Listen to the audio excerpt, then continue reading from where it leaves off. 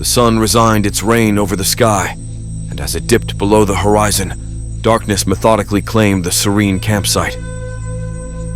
I came to the wilderness for the soothing embrace of solitude, with a tent meticulously pitched within the confines of a secluded area enveloped by sentinel-like trees. As night unfurled, a symphony of nocturnal sounds commenced. Distant owls questioned the unseen, while the occasional rustle of leaves mirrored the elusive movements of creatures hidden within the blackness. I retired into my tent, its nylon walls a thin line of defense against the vast, brooding expanse outside. Sleep approached hesitantly, accompanied by delicate whispers and faint sounds on the periphery of my consciousness. These noises, nondescript and erratic, could have been attributed to the gentle breeze playing with the fallen leaves, or perhaps the curious inspection by small wildlife. With these rationalizations, sleep's gentle pull finally overwhelmed me. However, the lull was temporary. I awoke abruptly, the previous sounds now replaced by ones far more distinctive and concerning. I lay still, listening intently, my senses heightened by the palpable tension in the air. The sounds were no longer dismissible as the innocuous dance between wind and nature. They bore a different weight, revealing deliberation and purpose in their rhythm. My ears caught the faint but unmistakable brushing against the tent fabric. A chilling sensation crawled down my spine as the canvas whispered in response to unseen hands. With breath held and heart pounding, I noticed shadows dancing on the tent walls, woven together by moonlight and darkness. Against the side of my tent, the silhouette of a figure was faintly visible.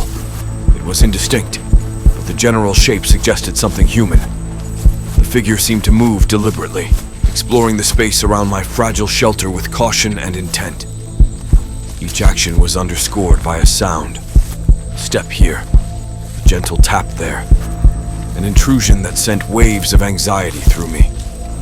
Frozen in my sleeping bag, I was a silent observer of the figure's dance. I was gripped by fear and indecision, unsure whether to confront the intruder or continue my silent vigil.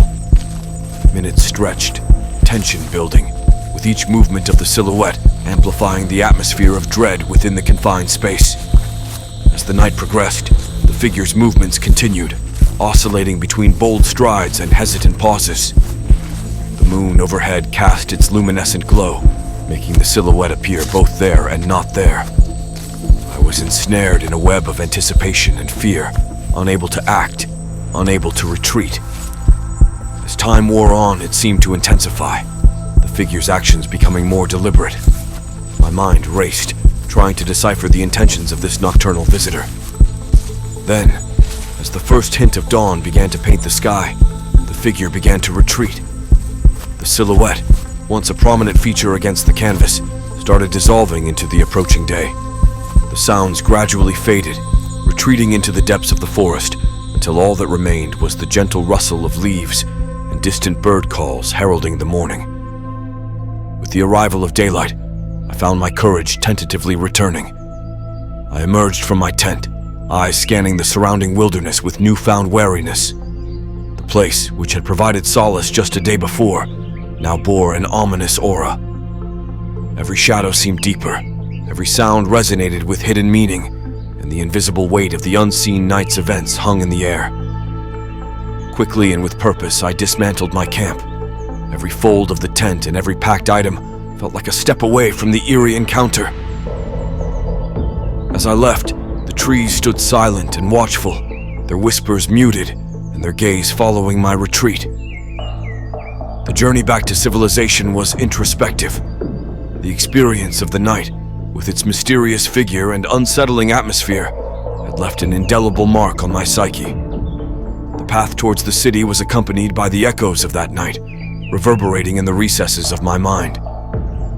When the familiar skyline came into view, it was with a mixture of relief and loss. The experience had changed something fundamental within me, altering my perception of the spaces I considered safe and those I deemed ominous.